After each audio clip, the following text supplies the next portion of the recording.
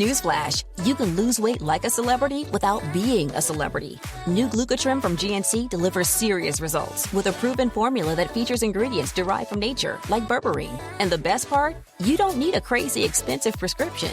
Glucotrim works with your body to support healthy blood sugar and protect lean muscle mass, unlike other products out there. And did I mention it's caffeine-free? So if you want real results, get on that celebrity weight loss level with new Glucotrim. Get it at GNC. Start clean with Clorox, because Clorox delivers a powerful clean every time. Because messes happen. Because... Hey, listen. Remember how you told me to toss those takeout containers before we left for vacation? And you were like, I'm serious. If that leaks over the counter, it'll be a slimy abomination by the time I get back. And I was like, yeah, of course. Don't worry about it. I won't forget. Well... Ooh, yeah, that happens. So start clean with Clorox. Use Clorox products as directed. Rinse after use if in contact with food surface. Yo, this the legendary Cocaine, and you're checking out the library with Tim Einenkel on www.rapstation.com. All I know is Coke and D. Go. Out on these corridors streets. Stick to the code. Where the real niggas be from Detroit. Live from the DET, we get them pies, but it's COD. When Nas signed Boldy James as his first artist on Masterpiece Records, if you heard Boldy or not, you knew this artist was crazy talented. He recently dropped his latest EP, The Art of Rock Climbing, presented by DJ Butter, a strong album which features Eddie Stubbles, Reddy Rock, Tommy Guns, Russell P. Conway, and Cocaine. And the album also has great album artwork. Boldy James, welcome to the library with Tim Einenkel on rapstation.com. My pleasure, bro. You know what I'm saying? Bug spray. Fucking cockroaches, I came up undertaking. That's why to this day it's hard for me to put this gun away. We let the drummers play. Quick to run the play. It's always gonna be a nigga hate and look the other way. I try to turn the other cheek and pearl another sweet. Waiting on a good word. Heard it's gonna be another. Cool. Thank you so much for being here. Yeah. So let's start with the album artwork. It's of the Detroit hip hop founding fathers. It's on the heads of Mount Rushmore. You have J-Dilla, Proof, Blade Icewood, and MC Breed, and it's you and DJ Butter scaling them.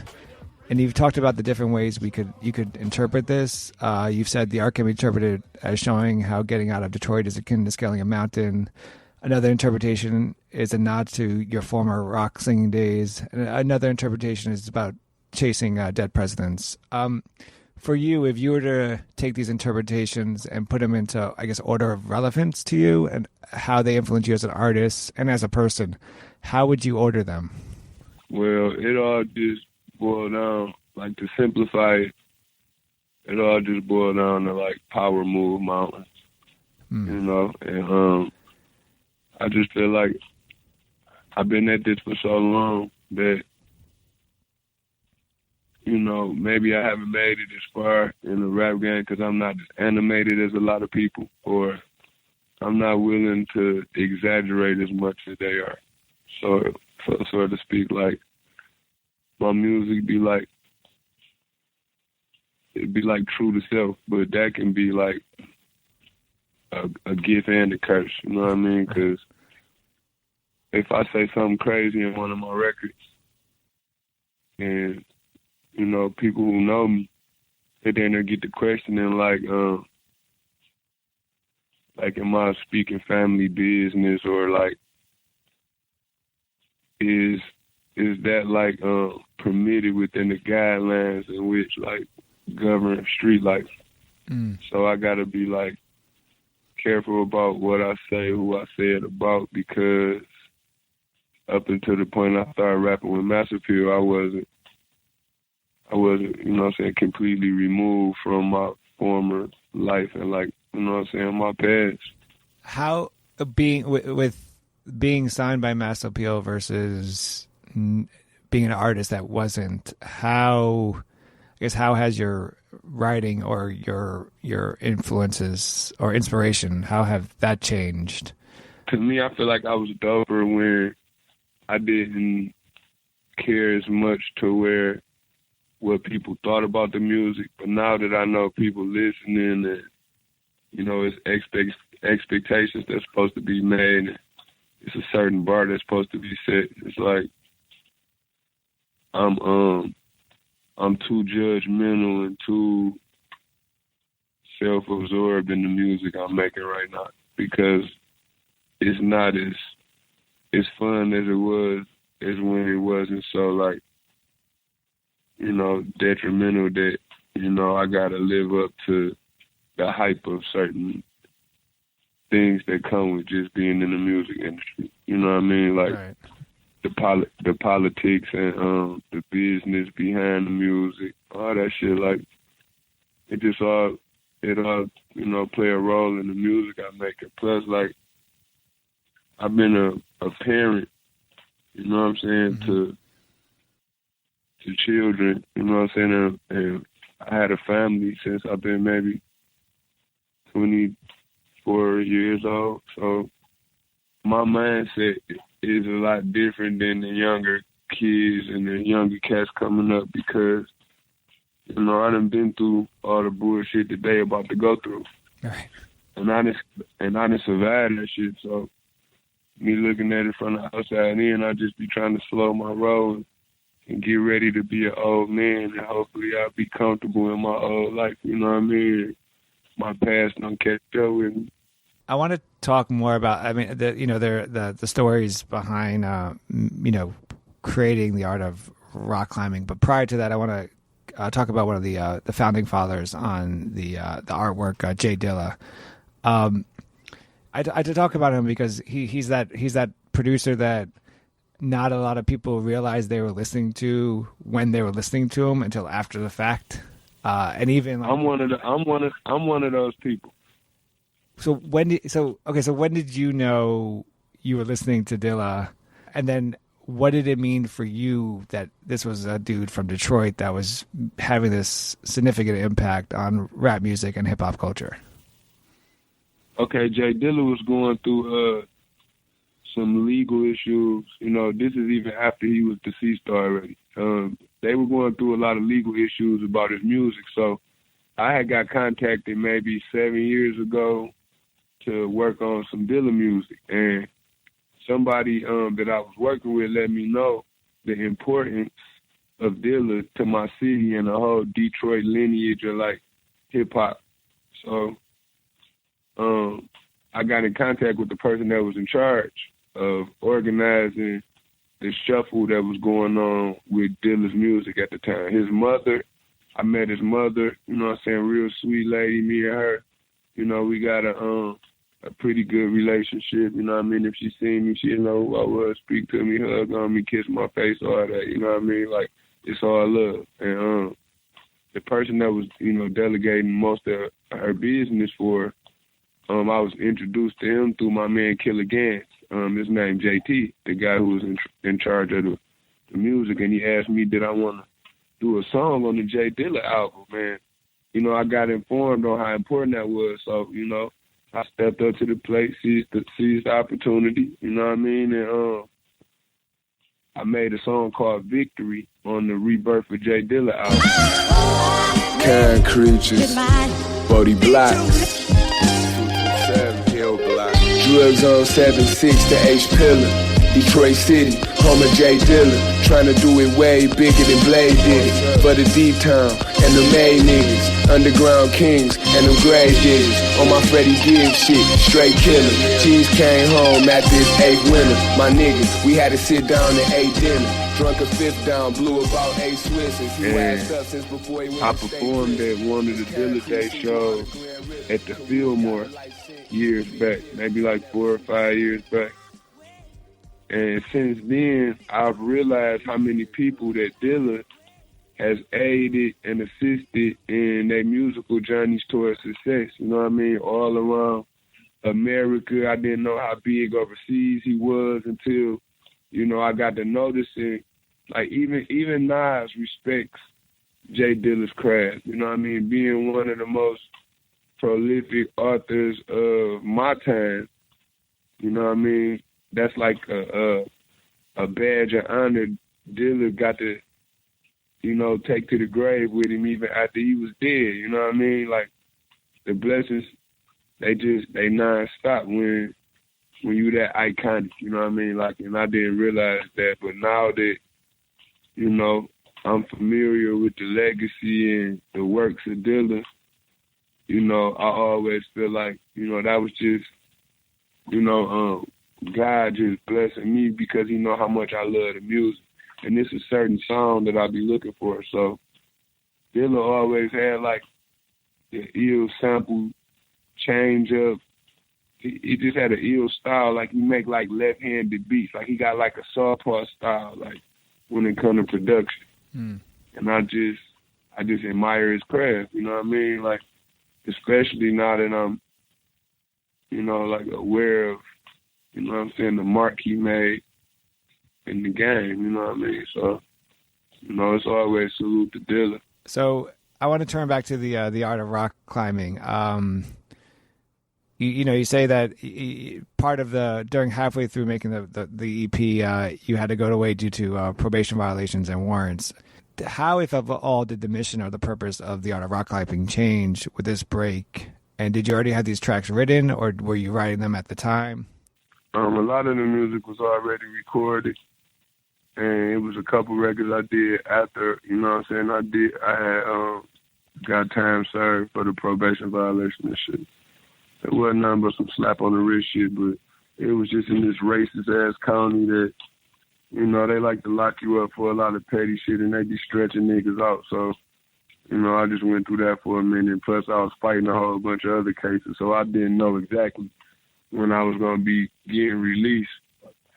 When I was going to be getting released from the joint. But, you know, I made it through that, God bless, you know what I'm saying? And as soon as I got out, I got straight back to work. You know, I hadn't released no music in 2 years because I was between managers. I had fired my manager, and I didn't find nobody to work with that was, you know, like conducive to the shit that I was doing, you know, with my direction on the music, where I was trying to go with the shit. So I ended up finding somebody to work with that, you know, compliment what I do as well. So I put that together, and now I'm back up and running it. You know, I was working the whole time. I had never stopped recording. Like, it's so many niggas in Detroit I've been working with, so many artists, like, that I listen to their music, and they probably don't even know I'm fans of them, you know what I mean? But I just love my city, so, you know, I never looked down on none of the up-and-coming artists, even when I was the only one in the city with a record deal at the time. Like from my demographic of the type of street music that we make in Detroit City, from like, you know, the real side of shit, not niggas, you know, get a chance to make records and create a brand new life and they got a clean slate just because they rap. I'm talking about like, you know, from niggas that's from the nitty gritty and niggas who can vouch and verify, like, you know, that I come from the same shit that we all trying to escape, you know. So, you know, I was like considered one of the chosen ones around my way, but I still never wore that on my sleeve in front of nobody that I felt like, you know, one day they could possibly, you know, exceed where I took it to, you know what I'm saying? So I never judge a book before I read the motherfucker, you feel me? Right, definitely. So what initially drew you to hip hop music and rap culture? And what's your mission with this entire art form? Just to get people to see life from my perspective and my standpoint, where I'm coming from, where I'm from, you know what I'm saying, and be able to relate to people that, you know, represent the ghetto and the struggle, and, you know, people who overcome, like, you know, all type of adversity, just people that's persevering, you know what I mean? People who just know how to survive in whatever conditions, and they gonna make the best out of it. Like, that's what we represent where I'm from, like Detroit City. Like, I just be trying to get people like that big city boy outlook on life, you know what I mean? Because the country boys got the shit in their head like right now. Like, they can just get on the track and say whatever and make it sound good because they partying with it. But me, I don't even really go out a lot. You know what I mean? Like, when I go out, it's business purposes or somebody trying to drag me out. You feel me? I ain't with all that shit. Like, I'll be in the studio, in the street somewhere, or at the crib with my kids trying to come up with a game plan, you know, move us on to bigger and better things. You know what I mean? I'm never content with nothing but, you know, the love God got for me. You know what I mean? That's it. That's all I'm satisfied with. It ain't no amount of money I can count that make me feel like I can ever stop working, or it's not an accomplishment I can achieve and feel like, you know what I mean, I'm doing grand. You know what I mean? It's always work for me. Like, even when ain't no money being made, and niggas still be like brainstorming all type of shit so that, you know, in the future, you know what I'm saying, that none of that time got wasted, you know what I mean, and it all materialized into something eventually, you know what I mean, and hopefully most of it's monetary, if not just about something that hold value, you know, so, I don't know, I got my head screwed on straight, nigga, just from a twisted up ass world, man. The track "Heavy in the Game," which might be one of my favorite on the album, you spit, and I won't ruin it, but you spit nauseated one mic. I told him all I need is one track. I told him shit, all I need is one track. One fiend, one nine, and one line that's untapped. A couple front runners and some drummers that a gun clap. Out the 500 on run flat. How the fuck he selling keys and they anteing up on the dub set? Can't be serious. It's a verse for me that I feel like it's great because, and please let me know if I'm interpreting it correctly, but I feel like you're kind of telling multiple stories here or points of view, but using just, you know, one straight line. And it's kind of like the story of street life, but also a story for you of making music. That's exactly what it is. Because words can never pinpoint real life 110% accuracy, you know what I mean? So I try to, you know, be descriptive enough to damn near be as accurate as I can, you know what I'm saying, within reason and within the means of, like, you know what I'm saying, my reality, you know what I mean, because I could get on the track and say anything, but I got to say shit that I'm good with before I even release the music to y'all. I got to make sure that I'm 100 with the shit, you know what I mean? Mm-hmm. I guess for me, how do you come up with like that verse? I mean, what is I guess the writing process for you? Like, do you remember where you were at the time when you wrote that, I guess, that particular song? I was at I want to say one of the Dramatics, worked with one of my homeboys, and he was producing, and he had a studio. And my homeboy Hank, he locked up right now. He was with me. And they played the beat. And I wasn't too like sure that was the right beat at that moment. But my man, he told me like, hey, this just sounds different. Like, see what you could do on this. Like, come up with some crazy shit on this. And he was like, this would be nobody would pick, but I think you would sound good on it. So I got to fucking with it, and when I got done with it, the end result of it, the finished product, shit, they was fucking with that shit. So, you know, I had to sit on it for a minute because that's just how I am with my songs. You know what I mean? Like, it's rare that I just make something fresh off the press and be like, well, we putting this shit out tomorrow. Like, no song. You know what I'm saying? It's like, even if I do top the last song, I'm trying to top the next one. You know what I mean? Like, that's just my mind state, man. Like I said, like, I ain't never full enough, but I ain't never hungry enough neither, though. But at the same time, I feel like a nigga be starving and I ain't eating. I was reading a review on the art of rock climbing, and the journalist threw out a sentence which I, in turn, will turn into a question.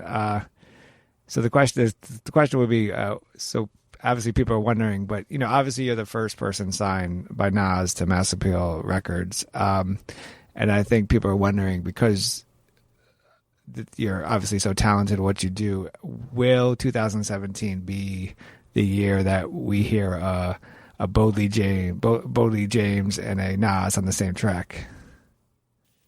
Yeah, for sure. Like, I already got tracks with Naomi. It's just about time and like perfect execution, as my man Holiday say. You gotta execute. Like, we can sit there and come up with a million ideas and bounce them off each other all day playing ping pong, but the objective is to score. You know what I'm saying? The objective is to bring the trophy home. Shit. Like the Super Bowl, you seen it. You know what I'm saying? Never, you know what I'm saying? It ain't over till it's over, baby. Yeah. Like I say, we always trying to be creative and come up with ideas to make new money. That's what we on. Like, City of the Flag guys. You feel me? Like, niggas just be sitting around fresh on off rainy Tuesdays. Ain't even shit to do. Everybody just sitting in the studio fresh as hell. We ain't even got shit to do. We about to smoke a shitload of weed and come up with some more creative ideas to make more money. That's all we on. What's next for you? I understand that you're dropping a new project. The House of Blues is coming in 3 weeks. Exactly 3 weeks. What's today's date? The 7th? The 7th. You got 20 days. I mean, I guess how should listeners look out for what you're doing and obviously get the Art of Rock Climbing, but also the new album once it drops. The Art of Rock Climbing was the taste tester for all my fans who I know I've been stalling them out and not dropping no music. So I just gave them a project just to get off craps. It still was some good dope though, but this new batch, yeah. I'm about to have their mama shaking that ass on the couch off this one. We about to get Granny up out her wheelchair. We're gonna make a move a little bit on this, and 'cause they ain't know I could bounce a little bit and still keep it within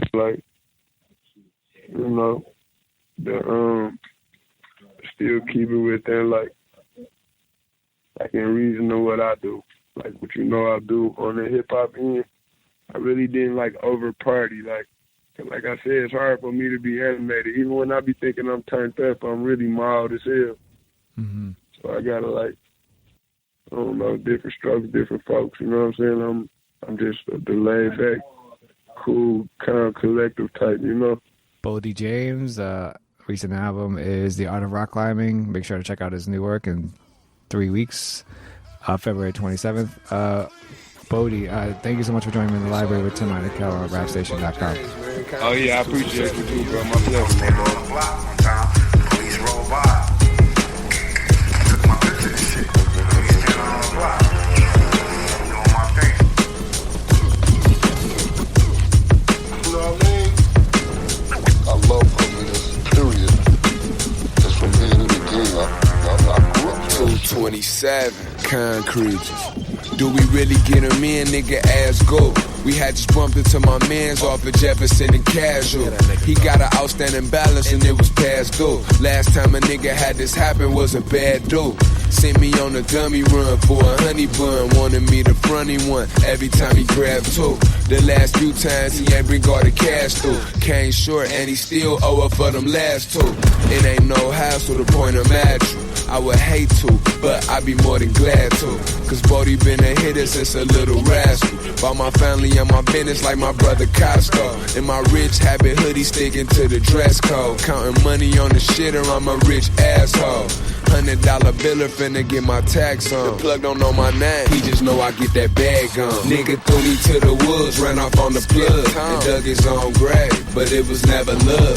Living in the streets where everything is done catches up with you eventually, so I just let him run. The first rule of thumb, yeah. Pinky ring on free, and my trigger finger on my gun. Ring finger married to the street, yeah. Ain't got no heat, better get you some. Strap up, they gon' send me back to the clean show if I get caught with another gun. But my ring finger's married to the grand in this street. motherfucker. And my middle I finger owe to the you. judge. More money, more snakes, I keep the grass cut. Just bought a shot at with the beam, I tear it up. Drink got the speed rocking like a house party. Got a rack there in back, Greyhound shouted. Big wood, 7 grammars all waxed out. 6 ounce, 2 dudes, 500 to cash out. Country boys rocking Robins, I'm a coke boy. Lactose flour, little sugar be the cut boy. I don't finesse the food dangle, my work be A1. Shit, you only good as your plug and my nigga day one. 8 race court once, a little weed case. Shit, I went back to the block with the Nigga briefcase. threw me to the woods, ran off on the plug, and dug his own grave, but it was never love. Living in the streets where everything is done, catches up with you eventually, so I just let him run. The first rule of thumb, pinky ring on freeze, and my trigger finger on my gun. Ring finger married to the street. Ain't got no heat, better get you some. Strap up, they gon' send me back to the clean show if I get caught with another gun. And my ring finger married to the street. And my middle finger to the judge. Cock Nina's, business are high beamers. Block full of hemas, so that pot getting greener. Bitch top to the penis, shorty hot like Selena. They dropping Pasadena, rock up like Farina. Corona Queens, my whole team is the money crew. Tell you what that money do, a bitch will let a donkey screw. Make a nigga gun at you, nigga make a funny move. Come through with the mummy juice, blade to make your tummy ooze. Bags and scales, all hell to the royal team. Shout out to them boys from that Detroit scene. My blue magic out the attic on the toilet lean. That white girl make her head twirl, but that boy is mean. Block on lock, rake rock with the loyalist fiends. Me and camouflage screams like I'm deploying Marines. All you gotta do is send them out to that boy is the Queens. Yeah, KGR butter motherfuckers. Respect go both ways.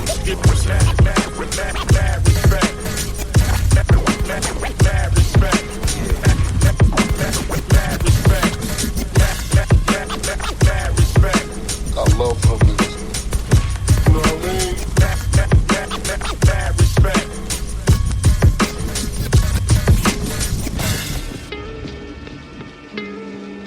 You owe, niggas should not have to remind you.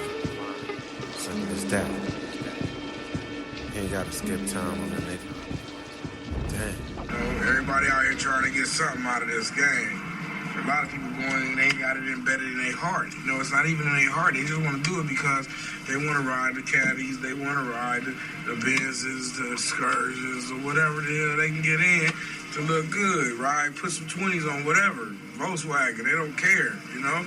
They just want to get down. Newsflash, you can lose weight like a celebrity without being a celebrity. New Glucotrim from GNC delivers serious results with a proven formula that features ingredients derived from nature, like berberine. And the best part? You don't need a crazy expensive prescription. Glucotrim works with your body to support healthy blood sugar and protect lean muscle mass, unlike other products out there. And did I mention it's caffeine-free? So if you want real results, get on that celebrity weight loss level with new Glucotrim. Get it at GNC. Some people like to deep clean every Saturday morning. I prefer to spend a few minutes every day keeping things fresh with Lysol. Lysol's brand new day disinfecting wipes conveniently tackle surfaces, including remotes, tablets, and smartphones, killing 99.9% of viruses and bacteria with a fragrance that feels like a tropical getaway for your senses. Don't just clean, Lysol clean.